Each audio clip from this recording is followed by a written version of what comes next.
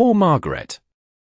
I don't know how she's going to survive without him, someone whispered just a few feet behind me, not even bothering to lower their voice enough to pretend I wasn't there, and I remember thinking, not with anger, not even with sadness, but with a strange, quiet clarity, they have no idea what they're talking about. I stood beside my husband's casket, my hands folded neatly in front of me, the same way I had stood beside him for 43 years of marriage, steady, composed, present, while people filed past offering soft condolences and softer glances, the kind of glances reserved for someone they've already decided is fragile, already decided is lost without the man who used to stand beside her. I nodded politely, thanked them, accepted their sympathy like it was something expected, something rehearsed, and all the while I watched, I listened, I paid attention, because grief has a way of stripping away pretense, of revealing what people really think when they believe you're too broken to notice. My son Daniel stood across the room near the windows, his posture stiff, his arm resting lightly around Vanessa's shoulders, and though his face was arranged into something resembling sorrow, his eyes kept drifting,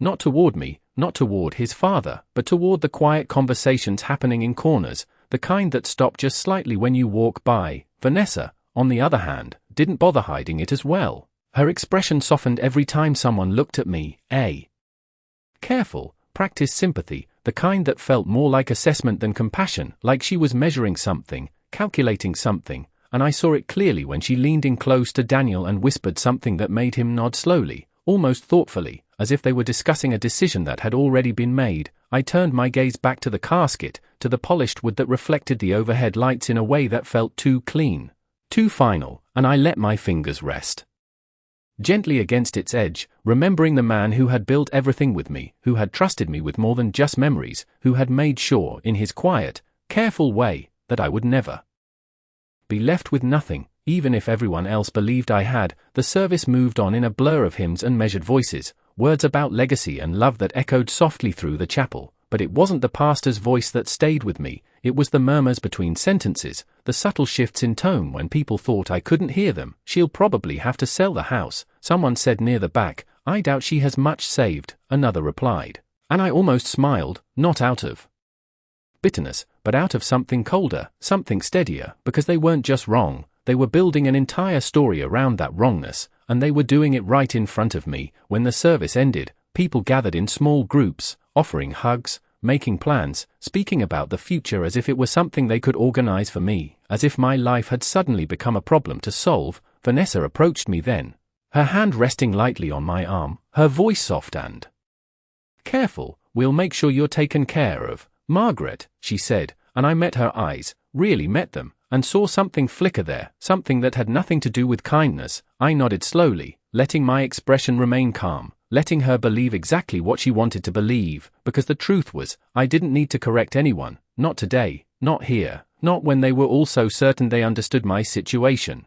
I had learned something important in that moment, standing in that quiet room filled with sympathy and assumptions. Sometimes the most powerful thing you can do is say nothing at all, because silence, when used correctly, doesn't make you weak, it makes everyone else reveal themselves first. And as I looked around that room one last time, at the faces that pitted me, at the people who had already decided what my future would look like, I realized something with absolute certainty. They thought they were watching a woman who had just lost everything, but what they didn't know, what I never told them, was that I was the only one in that room who still held all the cards. 3 days later, they came over for dinner, and I knew before they even walked through the front door that this was not about checking on me, not really. It was about something else, something they had already discussed between themselves and were now ready to present as if it were a shared decision. I set the table the same way I always had, 3 plates, 3 glasses, everything placed with quiet precision, because habits do not disappear just because the people around them change. Vanessa arrived first, stepping into the house with a polite smile that did not quite reach her eyes. She paused briefly in the entryway, glancing around as if assessing the space, and I noticed how her gaze lingered on certain things, the furniture, the layout, the walls, not with appreciation but with evaluation, like she was already imagining it differently. Daniel followed behind her, carrying a bottle of wine he knew I would not open, his movement slightly stiff, his voice softer than usual as he greeted me, and for a moment we stood there in a silence that felt too long for something so ordinary. We sat down to eat, and the conversation began exactly as I expected, light at first, careful, moving through safe topics like the weather, the service, distant relatives who had attended, but underneath it all there was a tension, a quiet current pulling us toward something inevitable. Vanessa was the one who shifted it, setting her fork down gently and folding her hands as she looked at me with that same practiced expression of concern. She spoke slowly, choosing each word as if she wanted them to sound reasonable, supportive. She said that she and Daniel had been thinking about me, about how difficult it must be to manage everything on my own, about how this house might be too much now, too big, too demanding. I listened without interrupting, my eyes steady on hers, and I noticed the way Daniel kept glancing at me and then away again, as if he was waiting to see how I would react before committing himself fully to what she was saying. Vanessa continued, suggesting that perhaps it would be better if I considered something smaller, something more manageable, maybe a condominium or even a community where there would be people my age, activities, support. She spoke as though she was offering me a gift, something thoughtful, something generous, but the words themselves told a different story. I could hear the assumptions underneath them, the quiet belief that I was no longer capable, that my life now required supervision, that my independence was something temporary, something already slipping away. I picked up my glass of water and took a small sip, giving myself just enough time to observe them both. Daniel finally spoke then, his voice low, careful, agreeing with her, saying that they only wanted what was best for me, that they were thinking ahead, planning for the future, and I realized in that moment that they had already decided what my future should look like. They were not asking, they were informing. I set the glass back down and nodded slowly, allowing a small, almost tired smile to form, the kind of expression they expected to see, the kind that confirmed everything they already believed.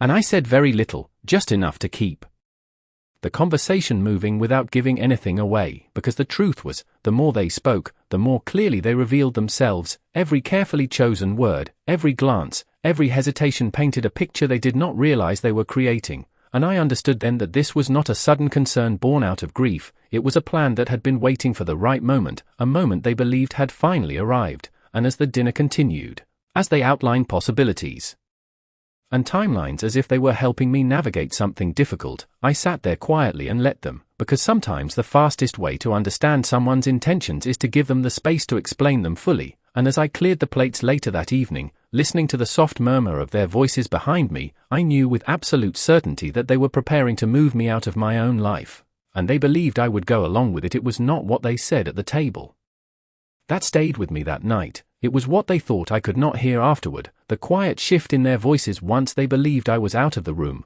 I moved slowly in the kitchen, rinsing plates under warm water, letting it run longer than necessary, not because I needed to clean but because I needed to listen. Their voices were low, careful, but not careful enough. Vanessa spoke first, her tone no longer softened with concern. Instead it was practical, almost impatient. She said that the house would sell quickly in this market, that it had good structure, a desirable location, and plenty of potential for renovation.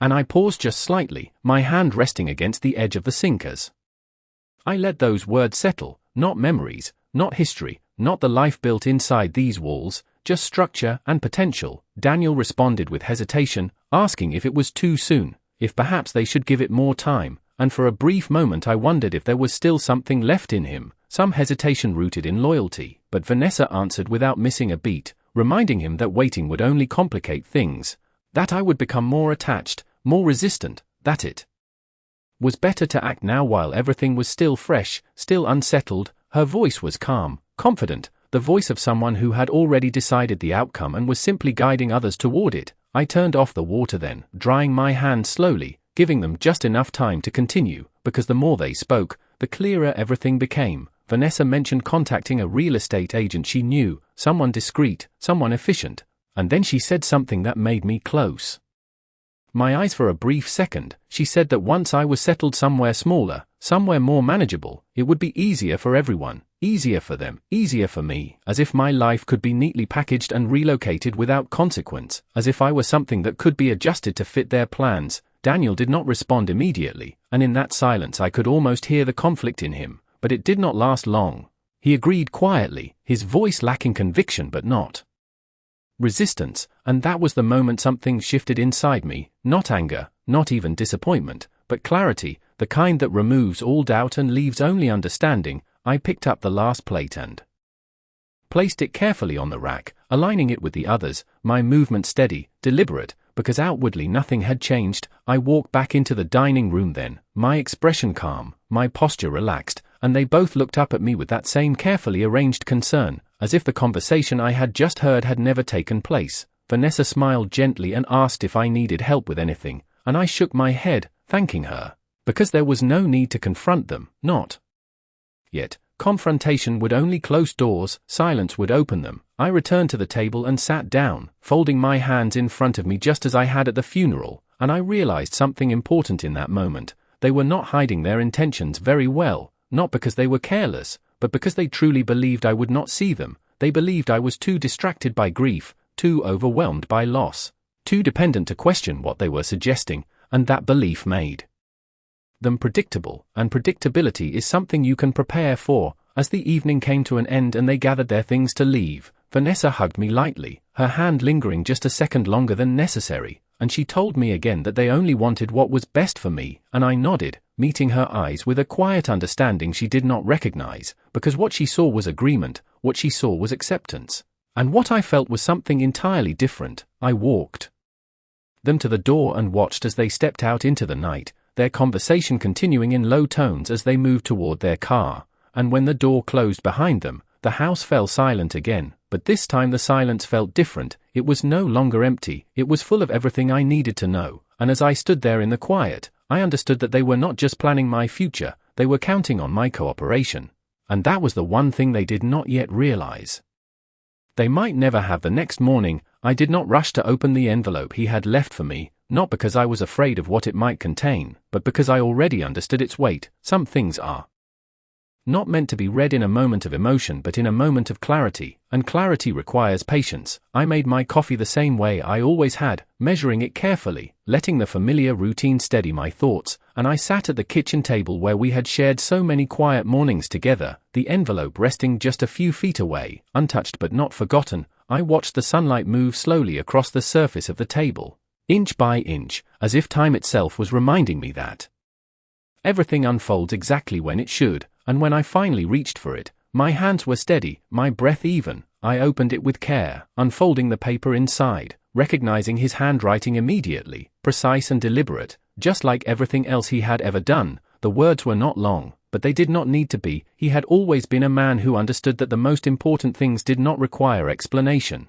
only trust. He wrote that he had made arrangements, that everything we had built together was protected, that I was not to worry about what others might think or assume, because the truth of our life was documented, secured, and waiting for me to use when the time was right. There was a second document inside, more formal, detailed, outlining accounts, holdings, figures that would have surprised anyone who believed the quiet version of our life was the only version that existed. I read it once, then again. Not because I needed to understand it, but because I needed to feel it settle into certainty. There was no confusion, no doubt. Everything was exactly as he had promised, exactly as he had prepared, and in that moment, sitting alone in that quiet kitchen, I realized something that changed everything. I was not in a position of loss, I was in a position of control. The difference between those two things is not always visible from the outside, but it is everything on the inside. I folded the papers carefully and placed them back into the envelope. Not hiding them, not fearing them, simply storing them as one would store something valuable but not yet needed, because timing matters, especially when the people around you are already acting based on incomplete information. The phone rang again later that afternoon, Vanessa this time, her voice warm, almost overly so, asking how I was doing, suggesting we meet later in the week to continue our conversation, to look at options, to make plans, and I listened to her with the same quiet attention I had given everything else. I agreed calmly, thanked her for her concern, and when the call ended, I set the phone down with a small, almost imperceptible nod, because now I understood the full picture, not just what they believed, but what I knew, and that difference created a space between us that they could not see, a space where I could move freely while they remained confined to their assumptions. I stood up from the table and walked slowly through the house again, but this time everything felt different, not because the house had changed, but because my understanding of it had. Every room, every object, every memory was no longer something I might lose. It was something I had already secured, and as I paused in the doorway of the study once more, looking at the desk where he had left that final piece of certainty for me, I allowed myself the smallest hint of a smile, not out of triumph, but out of recognition. They believed they were preparing to take control of my future. They believed they were guiding me toward a path I could not navigate alone. But what they did not realize, what they could not yet see, was that I had already been given everything I needed to decide exactly how this would end. I agreed to meet them again 2 days later, not because I needed their guidance, but because I wanted to see how far they were willing to go. There is a difference between hearing someone's intentions and watching them act on those intentions, and I needed to see the full extent of it. I chose a quiet cafe just 10 minutes from the house, a place Daniel used to love when he was younger, back when decisions were simple and loyalty did not need to be questioned. I arrived early and took a seat by the window, ordering a cup of tea I barely touched, giving myself time to observe, to think, to remain steady in a situation that might have once unsettled me. When they walked in together, I noticed immediately how aligned they seemed, not just in their steps but in their expressions, as if whatever they were about to say had already been agreed upon in detail. Vanessa greeted me warmly, her voice carrying that same careful kindness, while Daniel offered a brief smile that did not quite reach his eyes. We exchanged a few polite words before sitting down, and for a moment there was a pause, the kind that comes just before something rehearsed begins. Vanessa leaned forward slightly, her hands resting neatly on the table, and she began to speak in that calm, measured tone I had come to recognize. She said they had done some research, that they had looked into several options that would be more suitable for me: smaller homes, senior communities, places where I would have support, activities, neighbors my age. She described them in detail, as if painting a picture she expected me to step into without question. I listened quietly, nodding when appropriate, allowing her to continue without interruption, because every word she spoke revealed more than she realized. Daniel added that maintaining the house would become overwhelming, that expenses would add up, that it would be difficult for me to handle everything alone, and I noticed how he avoided specifics, how he spoke in generalities, as though the details did not matter as long as the conclusion remained the same. They were not presenting options. They were guiding me toward a single outcome. Vanessa then mentioned that they had already contacted a real estate agent, someone experienced, someone who could handle everything smoothly, and she said it so casually, as if it were a natural step, as if it were something I had already agreed to. I held her gaze for a moment longer than necessary, not with confrontation, but with quiet attention, and I asked a simple question: when had they decided this? There was a brief hesitation, almost imperceptible, before she answered, saying they had been thinking about it since before the service, that they only wanted to be prepared, that they did not want me to feel overwhelmed, and in that moment, everything aligned. The whispers at the funeral, the conversation in my kitchen, the urgency in her voice now. This had never been about helping me adjust, it had been about timing, about acting while I was expected to be vulnerable. I leaned back slightly in my chair, letting the silence stretch just enough to make them aware of it, and then I nodded slowly, offering a small, thoughtful expression, the kind they were waiting for, the kind that suggested I was considering their proposal seriously, because the truth was, I had already made my decision, not about the house, not about moving, but about them, about how much they understood, and how much they did not. I thanked them for their concern, for their effort, and I told them I would think about everything they had said. Vanessa smiled with visible relief, Daniel nodded as if something had been resolved, and I watched them both with the same quiet clarity I had felt since the morning I opened that envelope.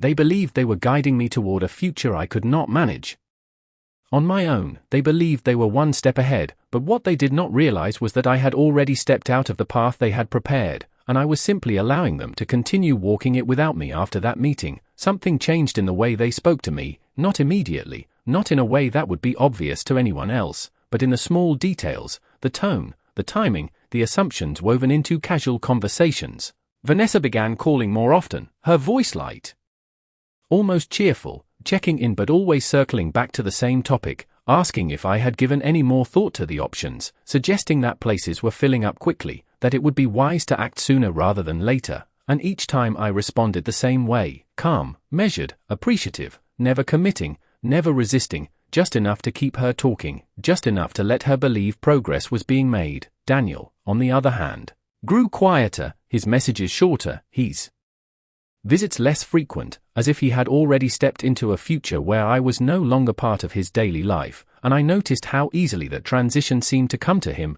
how natural it felt for him to speak about logistics instead of memories, about timelines instead of conversations, as though the years we had shared had been quietly set aside in favor of something more convenient. One afternoon, Vanessa stopped by unannounced, carrying a folder with her, her expression composed but purposeful. She sat across from me in the living room and began laying out brochures, printed listings, photos of small apartments, assisted living communities, places with bright interiors and smiling faces in staged photographs. She spoke about safety, about convenience, about peace of mind, and I listened, turning each page slowly, taking in every detail not because I was considering them, but because I wanted her to believe I was. She pointed to one in particular, a quiet place about 20 miles outside the city, mentioning how it had a waiting list, how we would need to act quickly, and there it was again, that word, we, as if my life had already become a shared project, something to be managed collectively rather than lived independently. I asked a few questions, simple ones, about cost, about ownership, about what would happen to the house, and her answers came quickly, confidently, as though she had already mapped out every step. She explained that selling the house would cover everything, that it would be the most practical solution, that it would free me from responsibility, and I noticed how she never once asked what I wanted, only what made the most sense, and in her mind, those two things were clearly the same. I closed the folder gently and placed it on the table between us, meeting her eyes with a calm expression that revealed nothing, and I thanked her, sincerely, because gratitude disarms people, it lowers their guard, it encourages them to keep going, to reveal more than they intend. She smiled, satisfied, perhaps even reassured, and said that she and Daniel would help me through every step, that I would not have to worry about anything, and I nodded. Because she was right about one thing, I did not have to worry, not about the house, not about the future, not about anything they were trying to control. As she gathered her things and prepared to leave, she paused at the door and reminded me again that time mattered, that decisions needed to be made, and I agreed softly, watching her walk away with the quiet understanding that time did matter, just not in the way she believed, because while they were moving forward with their plan, convinced that everything was unfolding exactly as they intended, I was doing something far more important. I was letting them show me exactly who they were, and once people reveal that, completely and without hesitation, there is no need to rush anything. The outcome becomes inevitable. It happened the following week, sooner than I expected but not sooner than they had planned. Daniel called in the late afternoon and asked if he could come by, his voice carrying that same careful tone, but this time there was something firmer underneath it, something decided, and I agreed without hesitation, because I already knew what this visit would be about. When they arrived together, there was no small talk, no gradual lead into the conversation. Vanessa carried that same folder again, but this time it was thicker, more organized, as if everything had already been set into motion and all that remained was my agreement. We sat in the living room, the same room where I had spent decades building a life that they now spoke about as if it were temporary. Vanessa placed the folder on the table and opened it with a quiet sense of purpose. Inside were documents, timelines, printed emails, even a preliminary listing draft for the house, and I noticed how easily she moved through each page, explaining each step as though she were presenting a finalized plan rather than a suggestion. Daniel sat beside her, nodding occasionally, adding small comments, reinforcing her words, and I realized then that whatever hesitation he had once felt had been replaced by something else, something more practical, more detached. Vanessa spoke about timing again, about how the market was strong, how buyers were looking for properties like this, how delaying would only reduce potential value. She explained how quickly everything could be handled,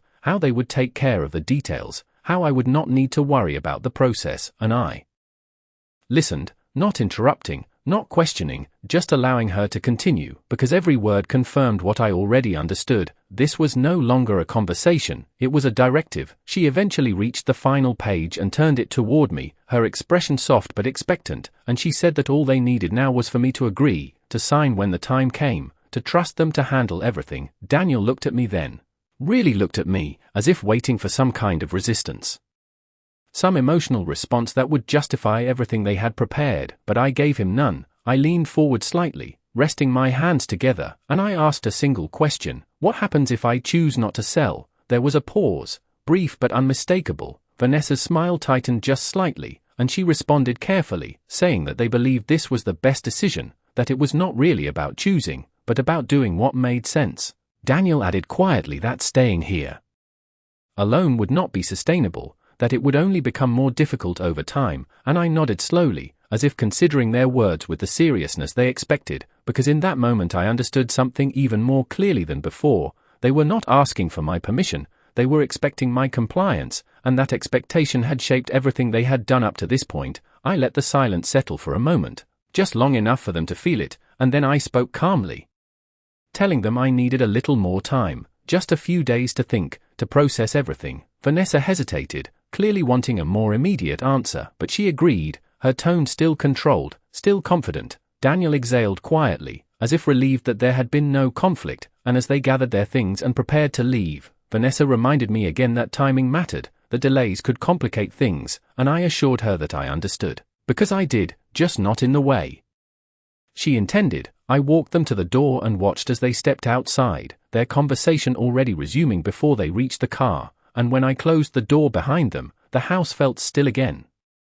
But this time the stillness carried something else, something certain. They had made their move, they had shown their hand completely, and now there was nothing left for them to hide, which meant there was nothing left for me to wait for the next morning. I did something I had not done in years. I got dressed with intention, not for an event, not for a visitor, but for myself. I chose a simple navy dress, the kind I used to wear when decisions mattered, and I drove downtown to an office I had not visited in a long time. The building stood exactly as I remembered it, quiet, understated, the kind of place that did not need to announce its importance. I stepped inside and gave my name at the front desk, and within minutes I was led into a familiar room where everything felt steady, controlled, untouched by the shifting assumptions of the outside world. The attorney who greeted me had known my husband for years, his expression respectful but unsurprised, as if he had been expecting this visit. Eventually, we sat across from each other, and I placed the envelope on the table between us, sliding it forward without unnecessary words. He opened it carefully, reviewing the documents with practiced precision, and as he did, I watched not for confirmation, but for acknowledgement, and when he looked up at me, there was no hesitation in his voice. He confirmed what I already knew, that everything was in order,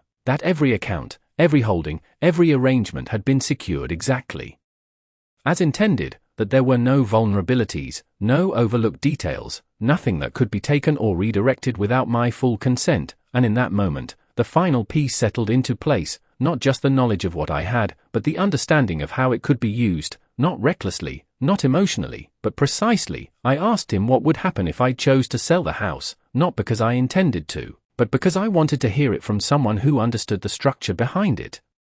He explained the process, the ownership, the authority, and most importantly, he made one thing very clear: no decision could be made without me, no document could be signed, no property transferred, no account accessed. Everything required my approval, my presence, my voice, and I nodded slowly, because that was all I needed to hear. I left the office shortly after, stepping back into the afternoon light with a calm that felt different from anything I had experienced since the funeral. It was not relief, it was not satisfaction, it was certainty, the kind that does not need to be spoken, only understood. When I returned home, the house felt exactly the same, but I did not. I moved through each room with quiet awareness, noticing not just what had been, but what still remained fully within my control. Later that evening, Daniel called again, his voice cautious, asking if I had given any more thought to their proposal, and I answered with the same calm tone I had used all along, telling him that I had, that I would be ready to discuss everything soon, that I understood the importance of timing, and I could hear the shift in his voice, the relief, the assumption that everything was finally aligning with their expectations. After the call ended, I placed the phone down gently and stood there for a moment, letting the silence settle around me once more, but this time it felt different, not empty, not heavy, but focused, because now there was nothing left to question, nothing left to uncover. They had shown me exactly what they intended to do. They had assumed I would follow the path they laid out for me, and I had allowed them to believe it, not because I was unsure, but because I needed them to reach this point without interference. Because when people are certain they are in control, they stop being careful, they stop holding back, and that is when the truth becomes impossible to ignore. I walked into the study one last time that evening, pausing by the desk where everything had begun to shift, and I placed my hand lightly against the surface, steady, grounded, aware. They believed the next step belonged to them. They believed the outcome was already decided. But what they did not understand was that the moment they thought they had secured my future was the exact moment I had taken full control of it.